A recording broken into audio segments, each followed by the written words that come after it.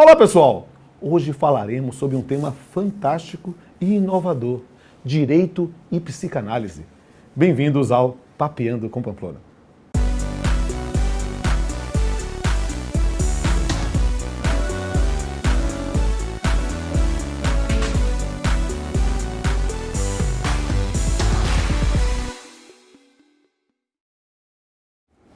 Olha com quem estamos aqui. Estou realizando um sonho.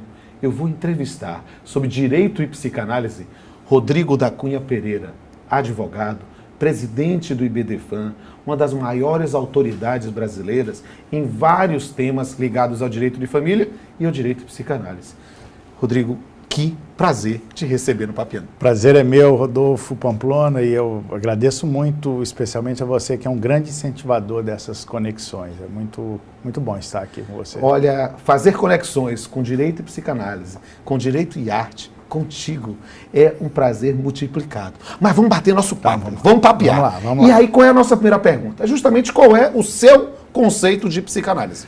Pois é, a psicanálise, ela interessa para o direito como um sistema de pensamento e não como uma clínica em si mesmo, né? Eu estudei psicanálise, mas eu não sou psicanalista, eu não trabalho como psicanalista, eu trabalho como advogado que tem uma atuação e apreende esse discurso psicanalítico.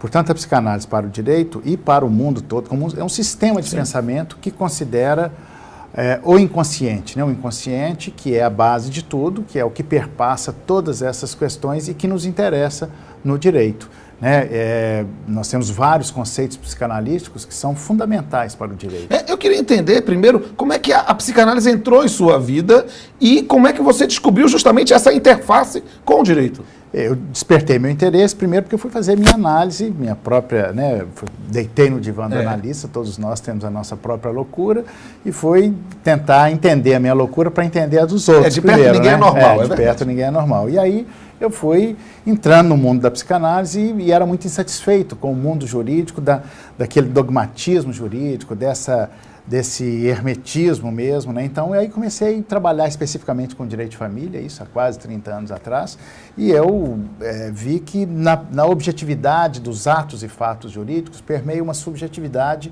que é fundamental entender. E com isso a gente tem até que quebrar aquela máxima do direito, né? O que não está nos autos não está no mundo. Com a psicanálise a gente aprende que mesmo que não está nos autos, está no mundo, porque o processo, na verdade, é a materialização de uma realidade subjetiva. E dentro dessa linha, qual foi assim a importância que você foi descobrindo da psicanálise para o direito e os pontos de aproximação entre eles?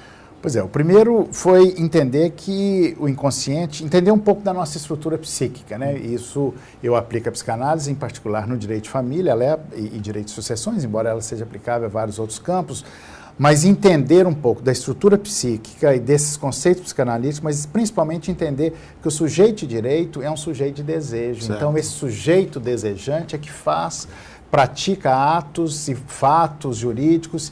E isso muda toda a concepção jurídica a partir dessa compreensão. E fazendo esse corte, que para mim é importante, você é uma das maiores autoridades no país no campo de direito de família, ou do direito das famílias, né? Essa ideia, ou seja, ninguém pode falar sobre o direito das famílias no Brasil sem falar de você e sem falar de toda essa turma maravilhosa do IBDFAM.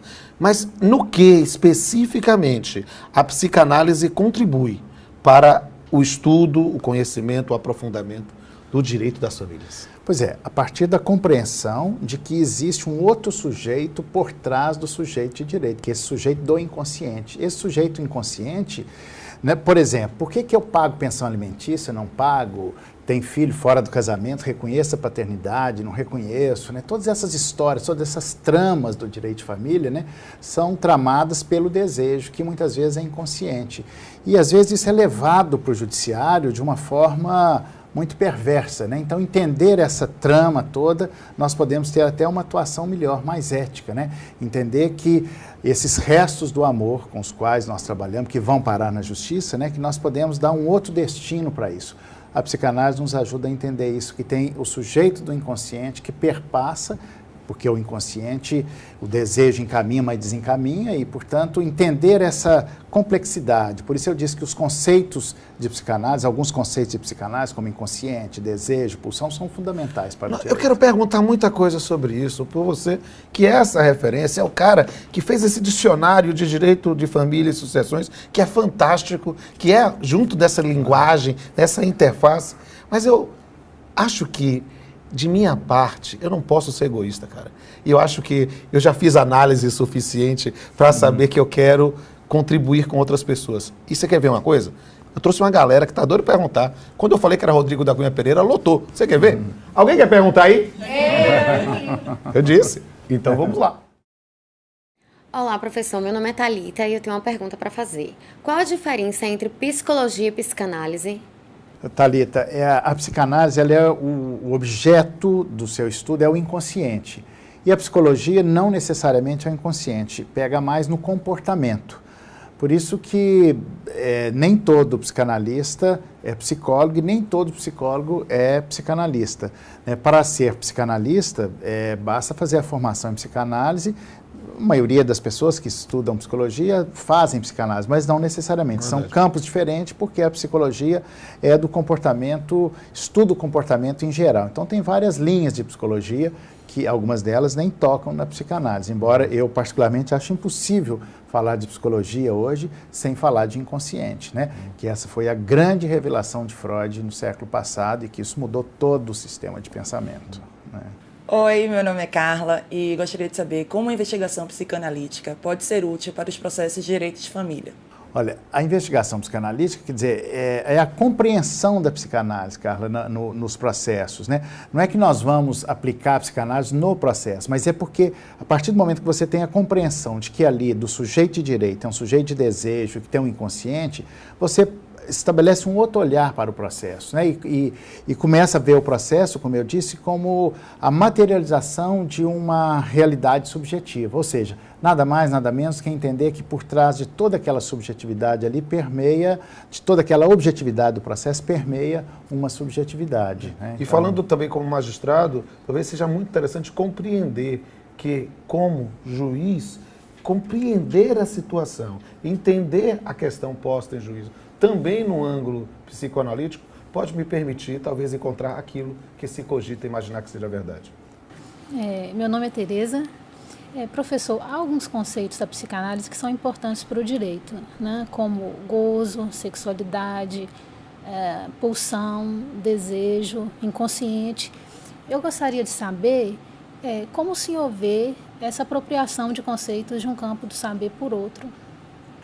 Pois é, Tereza, entender esses conceitos, eu falo que eles são fundamentais, inconsciente, desejo, e eu quero destacar principalmente o gozo, que é uma expressão psicanalítica que tem tudo a ver com o direito e que Lacan apropriou dessa expressão jurídica para dizer disso que hoje nós chamamos de psicanálise, em psicanálise, que é esse paradoxo do prazer e do desprazer, né? Então, o processo judicial, aquela eterna briga que se faz na justiça, aquilo ali é um verdadeiro gozo, só que o gozo, ele tem apetite de morte, ele é perverso, né? Ele leva em direção a uma coisa ruim, que é o que acontece nessas brigas de casais e que muita gente não tem noção disso. E a contribuição está exatamente isso. A partir do momento que você tem essa noção, você não vai ser instrumento, não vai se permitir ser instrumento do gozo daquelas pessoas que estão ali se matando com o processo judicial. E essa apropriação de conceitos é um fenômeno autopoético, ou seja, nós verificamos um conceito de um determinado ramo e tomamos e tornamos próprio nosso. Olá, professor. Meu nome é Luziane. Eu quero saber qual a importância da psicanálise para a formação do profissional de direito. Pois é, a psicanálise, nós que trabalhamos com direito não precisamos ser psicanalista, mas a partir da compreensão desse outro campo do conhecimento, né? Nós estamos falando aqui da psicanálise, mas outros campos sempre ajudam, o direito sempre viveu da ajuda de outros campos do conhecimento, mas o que principalmente a psicanálise traz para o direito é abrir essa compreensão de que o sujeito de direito é um sujeito de desejo, ou seja, o sujeito desejante que pratica e faz atos e fatos jurídicos, né? Então é a ampliação dessa compreensão jurídica. Isso abre o nosso campo e pode tornar melhor a nossa prática jurídica. E Luziane, eu estou doido para estudar psicanálise depois de ler Rodrigo da Cunha Pereira. Professor, meu nome é Vitor e minha pergunta é a seguinte: no que a psicanálise pode contribuir para um resultado diferente da prestação jurisdicional? Pois é, Vitor. A psicanálise, ela ajuda a entender os processos psíquicos, né? A partir do momento que eu me entendo um pouco mais, eu entendo o outro, por exemplo, no trabalho, eu trabalho como advogado numa separação. Eu preciso saber o contexto em que aquela separação está inserida, porque se eu souber aquilo, eu vou diluir e desmisturar, essa palavra nem existe, mas para produzir um texto jurídico mais simples e mais objetivo, porque eu vou limpar isso, porque essas coisas se misturam uma na outra e acabam não funcionando bem. Então, a partir do momento que você tem essa noção, separa uma da outra e você fica com a parte objetiva de uma maneira mais simples. Vitor, se você não tiver o contexto, o texto vira pretexto. Olá, professor. Meu nome é Glício. Eu gostaria de saber como a psicanálise pode contribuir para superar complexos. Pois é, Glício, isso não é muito simples. A psicanálise como discurso, que é quando nós apropriamos dela para o direito, mas para superar complexos tem que ir no divã do analista, ou seja, aí a psicanálise clínica, né, que é nós que somos profissionais do direito, que queremos nos apropriar da psicanálise, é uma coisa, o discurso psicanalítico é uma coisa, né, um sistema de pensamento, e outro do complexo para resolver traumas e tal, aí tem que ir para o divã do analista, aí é a psicanálise clínica. Né. Glício, o tema do complexo é realmente fascinante e profundo, mas infelizmente a gente tem muitas questões ainda a fazer, eu tenho que passar para a última pergunta. Por favor, pode fazer a sua pergunta. Olá, professor. Eu sou Manu. Gostaria de saber como a psicanálise pode contribuir para a aceitação das famílias homoafetivas. Oi, Manu, isso é interessante porque a psicanálise ela traz uma ampliação do conceito de família. Para a psicanálise, a família é uma estruturação psíquica, onde cada membro ocupa um lugar, uma função. E sendo assim, a família pode ser de qualquer forma, pode ser homem, homem, mulher, mulher. Na verdade, o que interessa da família é que ela seja um núcleo estruturador e estruturante do sujeito. Esse é um conceito psicanalítico que vem também da antropologia, nos ensinando que a família é um elemento da cultura e não da natureza. Mas a psicanálise deu uma grande contribuição para compreender para ampliar esse conceito de família, né, da família como estrutura. E, portanto, ela vai mudando e transcendendo a sua própria historicidade, mas ela deu uma grande contribuição para essa ampliação do conceito. E eu estou fascinado como a gente conseguiu aqui na gravação desse episódio transitar não somente pelo direito e a psicanálise, né, mas também por vários temas relacionados à sua história pessoal. E, Rodrigo, infelizmente, o tempo é curto, eu tenho que encerrar, mas eu quero dizer que foi uma imensa honra.